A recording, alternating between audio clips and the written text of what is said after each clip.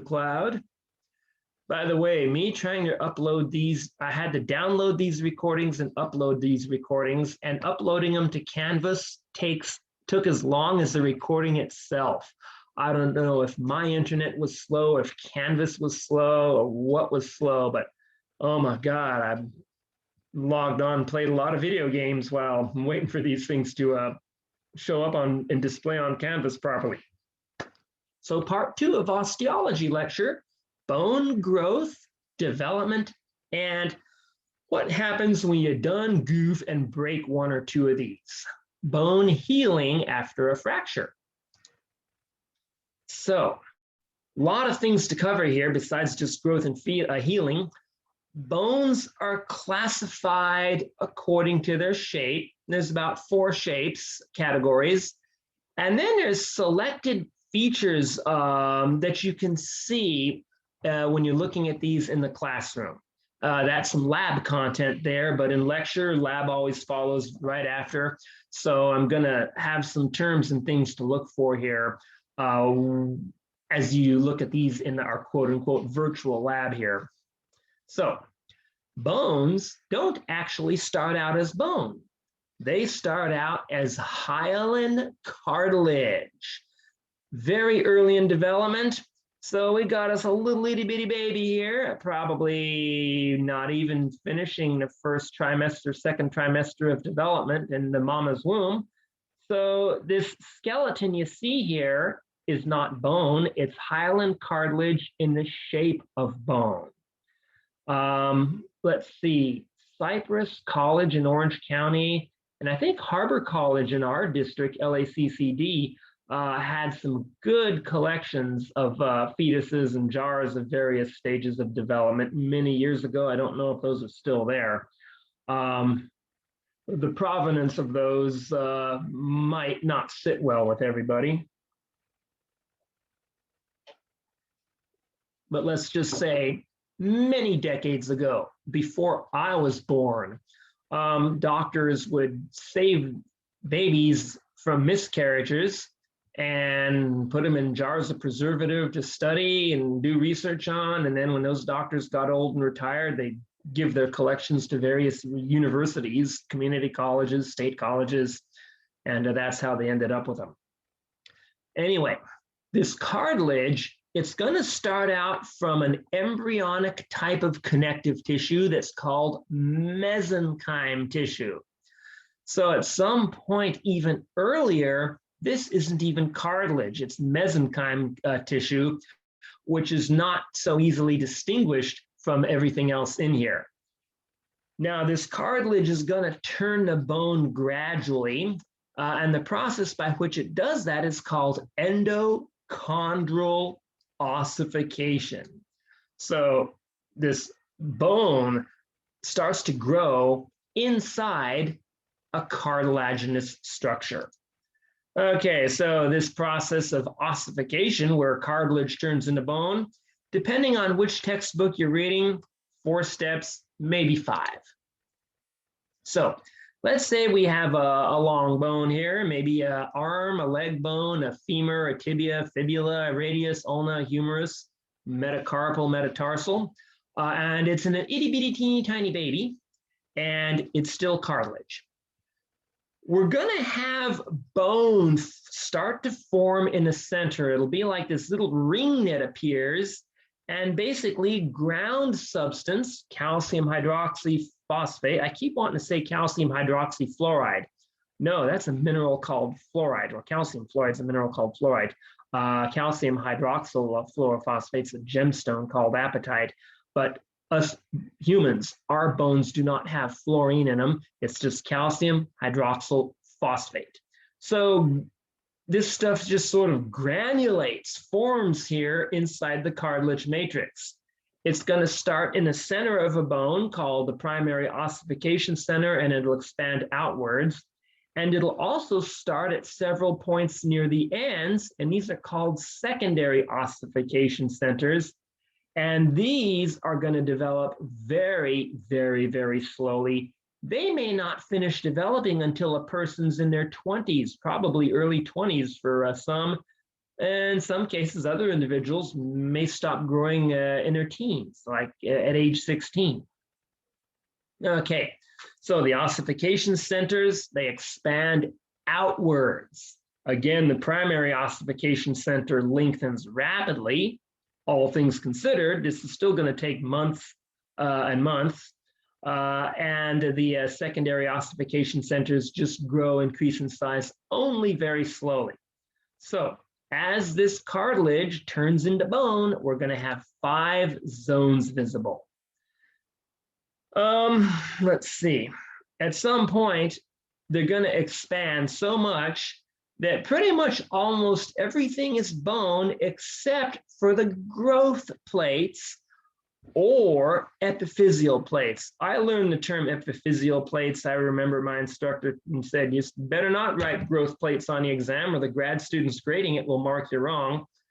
And yeah, I have interesting things to say about life then. But since this is recorded for posterity, I won't. Anyway, over the next 16 years for some individuals, maybe 22, 23, 24 years for others, cartilage will persist here at these growth plates or epiphyseal plates. And it's at these little zones here where you can see all the various stages of development. So we got 5 zones around an epiphyseal plate, growth plate. And first of all, in light blue here, where I'm highlighting it with a cursor, this is basically bone. And over here is bone. So what we're doing is we're taking a little snapshot and zooming in of this area right here at the end of a long bone on a slide. So in the middle of this growth plate, we have hyaline cartilage with just irregularly spaced out chondrocytes that are basically just waiting. They very, very slowly undergo cell division. It might take them years to do it. They just take care of the cartilage, keep it there until it's needed. So this is called the zone of reserve, right in the dead center of the growth plate. Now there's going to be a chemical signal that's going to tell them to start undergoing cell division. So that happens in zone P here, the gray area, zone of proliferation, where the chondrocytes multiply. Now, another term for that is they undergo hyperplasia. When cells hyperplasia, they divide. They make lots and lots of copies of themselves via cell division. So cancer cells, tumors, those are basically hyperplasias. Hypertrophy is different. Hypertrophy is when an individual thing like a cell gets bigger. So after they're done dividing, the cells now get bigger. They hypertrophy in the zone of hypertrophication. And then they ossify the matrix. They release something that causes the formation of calcium hydroxyphosphate granules in the hyaline cartilage matrix. In so doing, the chondrocytes die, and everything just turns to this grainy, crumbly, gravelly material, what we call unconsolidated ground substance. Calcium hydroxyphosphate, lots of collagen matrix still there, but it's just piled together. It's not sculpted or shaped like a real structural element would be. So that happens in what's called the RS here, basically zone of resorption. So what we have here, osteoclasts. Osteoclasts have the letter C in them. C is in Charlie. C is for crumble. So osteoclasts will break down this unconsolidated, poorly formed bone material, and they'll use enzymes to do it. And then osteoblasts, where remember the B as in Bravo stands for build, they will come in and reshape it, resculpt it into a hard, functional, structurally functioning piece. Okay. Interesting thing to say about osteoclasts. They're another multinucleate or cenocytic cell in the human body. Or cenocytic cell in the human body. Their cellular ancestry or their development traces from white blood cells, whereas osteoblasts are more like fibroblasts that build connective tissue. So osteoblasts, they're both considered a type of bone cell, but their developmental pathways are very, very different. Okay, they come from like different stem cells in a way. So this is a developing bone tissue slide. This was, like I said, from Cal State, I'm sorry, is it Long Beach City College's collection. We do not have these. The only other place I've seen these slides was at Cypress College, North Orange County, back in the late 1990s. It'd be nice to find some of these on the internet for sale somewhere, or even get it, I don't know, get a specimen myself and section it and make a preparation like this.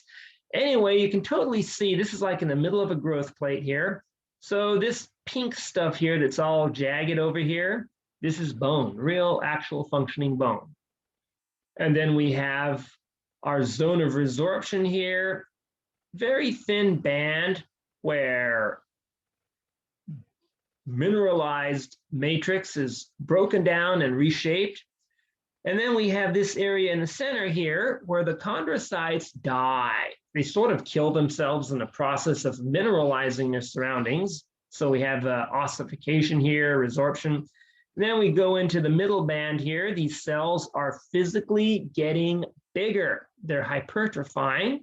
So that zone of hypertrophication. And then over here, they're proliferating, they're multiplying.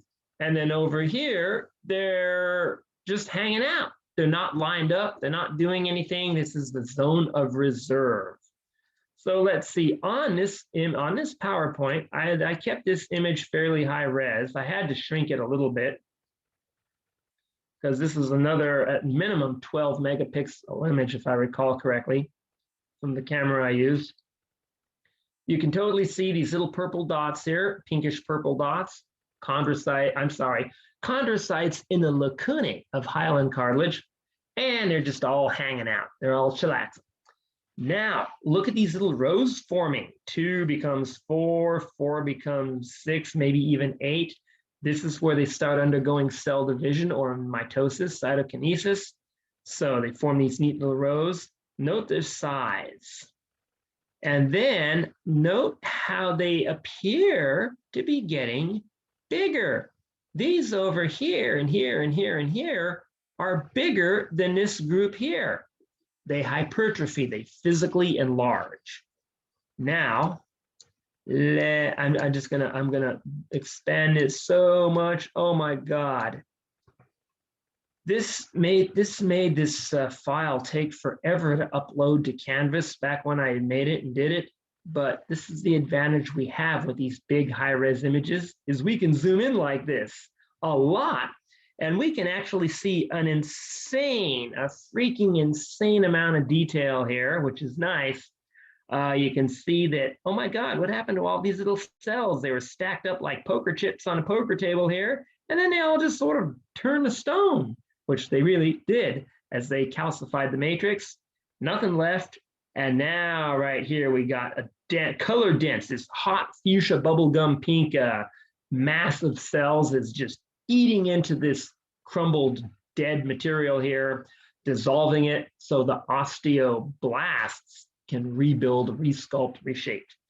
Okay, I need to shrink this down a lot, because if I don't, it's gonna glitch the rest of this PowerPoint. I've learned that the hard way. There we go, at least when all this stuff is on Zoom. Oh, let me double check. Someone raised your hand. Yeah, you can, let me double check. If anyone has any questions, you can just go ahead and type it in the chat box there. And I can get to it. So let's move on to the next slide here. Now, classification of these things by shape. 4 categories of shape by which we classify these. Let me see. I just need to fix something. I'm having an issue with my, with my Zoom toolbar here. It's misbehaving. There we go. Okay, now we are good. They're there, and you could argue the cells disappear from view when they turn solid, but you could argue with a good enough microscope, you could probably still make out the boundary of a cell. It just wouldn't stain the pink and purple it does with hematoxylin and niacin as it would when it's alive. Kind of like with stratified squamous epithelium, the cells are there, but they've just been squished so flat they practically lose almost all of their readily visible identity. Okay, let's go through these bad boys by shape. So 4 categories, and each bone shape corresponds to a very specific function. Number 1, long bones. These act as levers in biomechanical levering systems, which I will deal with 2 lectures from now. And again, these allow muscles to generate movement of arms, legs, body parts, things of that nature. So we have a tibia here, a shin bone, and a femur, a thigh bone here, longer by far than they are wide. Short bones. Wrists and ankles and tarsal regions of the foot. You get a lot of these little short bones. Now, the best way to think of short bones is they're like little cams. A cam is the mechanical part. You have a car with an engine. You're going to have a camshaft and a top end, the top end of your engine. And you'll have these little irregularly shaped pieces of metal called cam lobes that'll spin around on that camshaft, creating a pushing force when they smack into an intake or an exhaust valve on a cylinder head of your car's engine. So that's just an irregularly shaped object that allows mechanical forces to change their form so you can do other things with that energy. So here's a way to think about the human body as a machine. Muscles cannot push, they cannot spin. I have hydraulic rams hooked to air compressors, they can push. I have motors, electric motors, gas-powered engines, 2-cycle, 4-cycle, 4-cylinder V8s. They generate a rotational force, but our muscles, all they can do is pull, like a power bungee cord. All they can do is pull on stuff. So we're limited to this type of force generation mechanically, biologically. These little short bones you see here, these are all what are called wrist bones or carpals. Scaphoid, lunate, triquetral, hamate bone, trapezium, trapezius, capitate, and hamate. These are all little cams that allow the muscles in your forearm to act on your hands and fingers, and you get the full range of motion with your hand and digits, fingers, but all the muscles generating a lot of the power, or I should say most of the muscles generating the power for that, are all back here in your forearm. And these little cams will rotate, rock, shift position subtly, and give us a full range of motion. Okay. Flat bones are flat, at least in cross-section. The ribs are actually flat in cross-section. They protect the lungs and heart. The flat parts of the cranial portion of the skull protect the brain. I don't really have a pelvic girdle here. I have a plastic model of one, but I don't have my other camera set up. Your hip bones, put your hands on your hips. You'll feel what's called an iliac crest. Hip bones will protect soft tissue organs on the inside. Ladies will protect the female reproductive organs, and for both genders, so biological sexes, I should say, they'll protect the urinary bladder and the distal portion of the GI tract, the sigmoid colon, rectum, things of that nature. Now, number 4 is tricky. Irregular bones. They have very irregular shapes. they might perform multiple functions all at once. So what you're looking at here is a vertebrae. We have 31 of these, actually 24 that are not fused and another 7 or so that are fused together, making up our backbone or vertebral column. So we got a whole bunch of these. This particular type is called the thoracic vertebra, and we have 12 of these. So we have a cylindrical body or centrum of a vertebra that acts like a cam. There is a huge, and I mean monstrous number of bones in our back. And that's one of the reasons why we can feel it when we overwork them with that lower back pain. And in order to get the full range that we can flex, twist, arch up, bend over with our vertebral column and rib cage, we got to have a lot of cams to transfer the mechanical pulling force of all those muscles into a wide array or wide range of movement that we have. Now, those muscles got to attach to something. So we have these little things that stick out, a spinous process, a transverse process. Here's a spinous process from the other view. This is a transverse process from the other view. These things stick out as points for muscle attachment. And you look at any one of these and you could have, 6 different muscles attaching to these, all pulling in different directions. Now we have a flat part here. This little wall right here, it looks like a little arch here. This looks like a big round, almost like a heart-shaped structure there. And this looks like one of those little Shinto shrines perched on it. You have a little entryway, a portal here. And that's a passageway through which the spinal cord, which is like a really important part of the central nervous system, goes through there. These bony walls and the ceiling called pedestals are the walls here, and lamina is the ceiling on top of that. They protect that spinal cord from trauma. So, a big mean dog or a tiger could jump and try to bite you in the back, and all that thing's going to get is a big mouthful of sharp bone. That protects the spinal cord from a lot of physical trauma and injuries like that.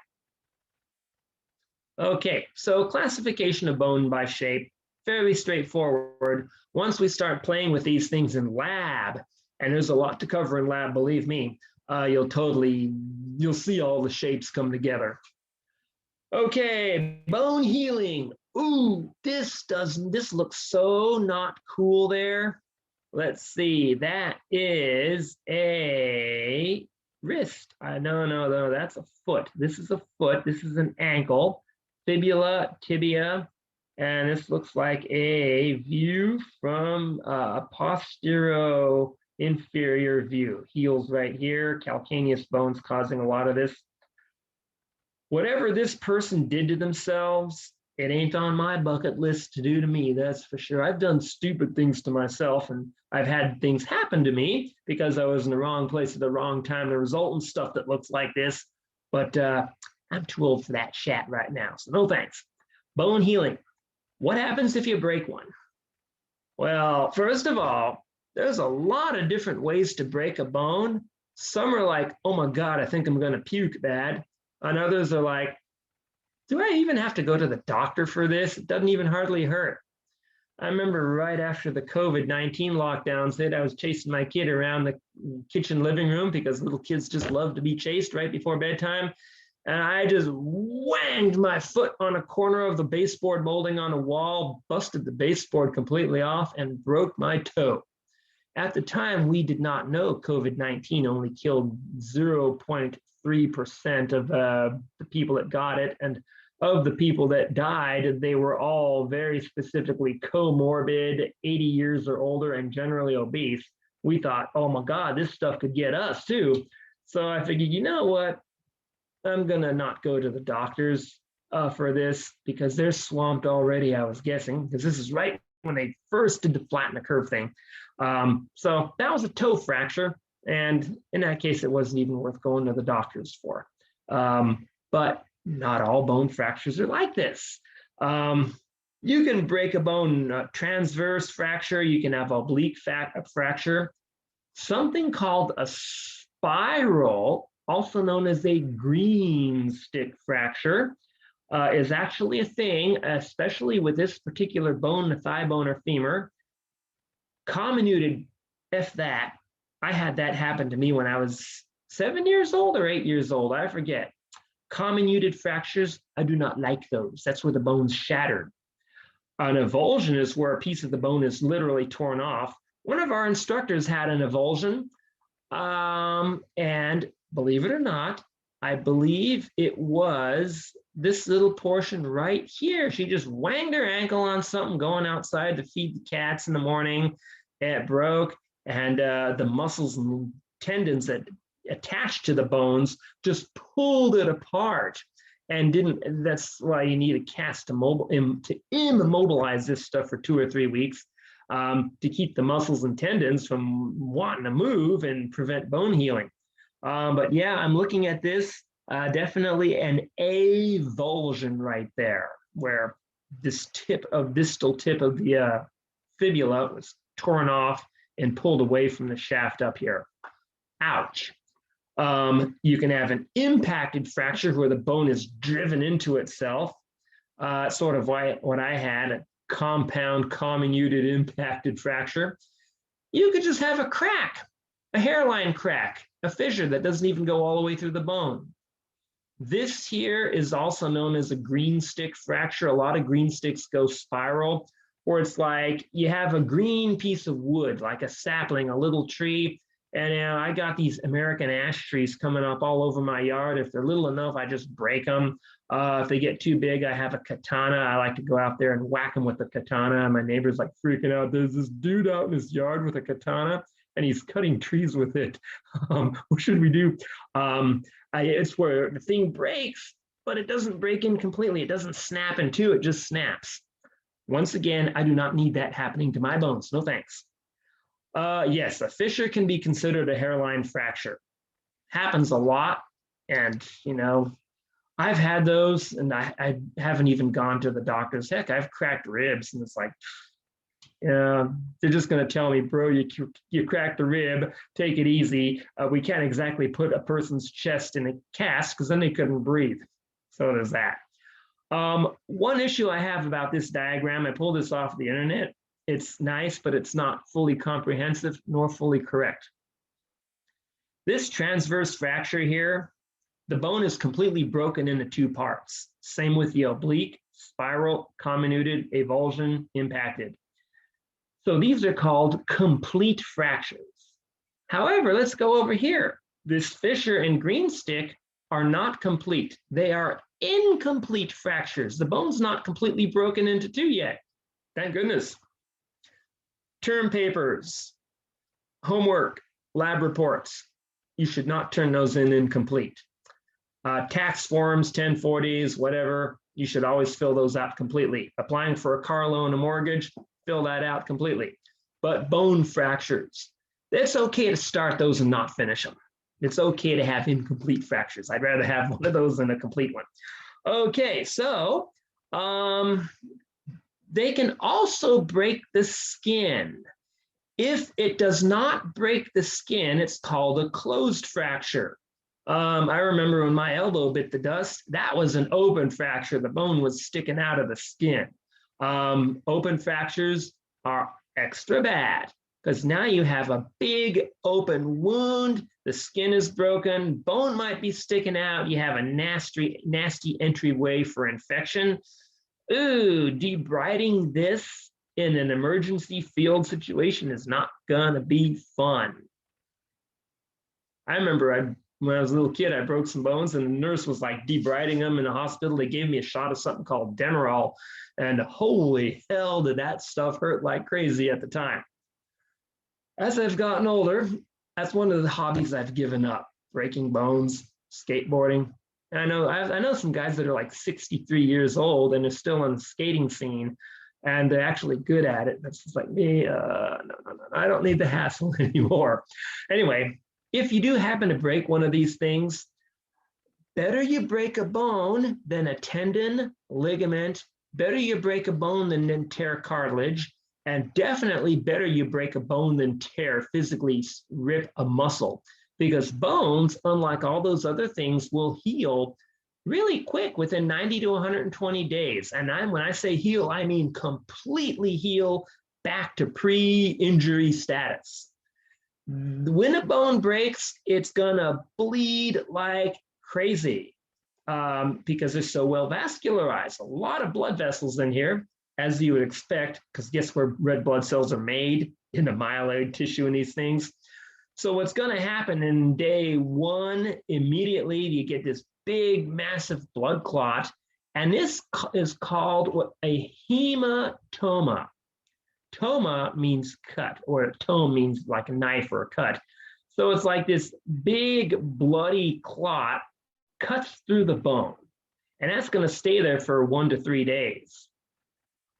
Now, white blood cells, macrophages, are going to come in by the billions and phagocytize and start eating everything.